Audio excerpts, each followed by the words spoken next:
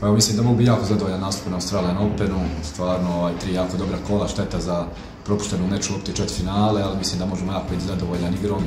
Ne samo tu, nego i na ATP turniru Adelaide koji je bio prije Australian Openu, tu smo došli do polufinale, izbacili jako dobre timove, pobjednike Grand Slamova, tako da nadam se da će se ta forma nastaviti sljedeći tjedan na Davis Cupu, a tako i na sljedećim turnirima koji slijede u Južnoj Americi.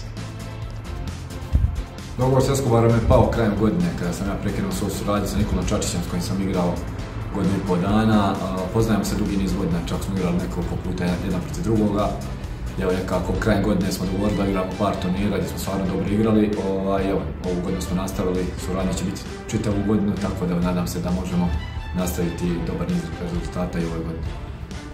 Pa da, evo ja već danas krećem na Davis Cup, igrao sam par dana nakon Australije Rodmani.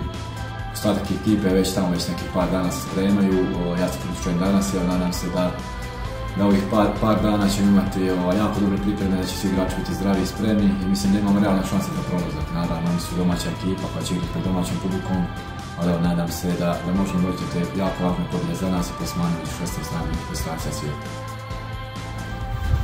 Pa uvjeti u Bosni i Hercegovini su jako teški, posebno u tenisu, mislim da je ovih par godina koje ja igram, svi naši igrači su nekako išli iz zemlje, išli neke druge zemlje se pripremati, išli nekako za tim nekim boljim uslovima. Stvarno je jako loša situacija, nemamo infrastrukturu, zatvorene terene koje trebamo zimi da bi se pripremali. Evo ja već par godina idem u Beograd gdje se tamo spremam kod Novaka Đokovića akademiji koja nudi neke dobre uvjete, tako da ja se nadam da će se nekako ta situacija popraviti, da će nekako i država stati iza tih igrača koji su i ambasadori države najbolji i da će se nekako situacija za neke, ako ne za naše generacije, za neke nove mlađe generacije popraviti da mogu ostati tu i raditi pripreme, ali i nastupati za svoj zemlju. Kao što sam već spomenuo, naredni nastup je na Davis Cupu, nakon toga slijedi turnir po Južnoj Americi gdje igram turnire u Buenos Airesu, Rio de Janeiro i Acapulcu, to su serije 250, jedna i dva turnira imam i serije 500.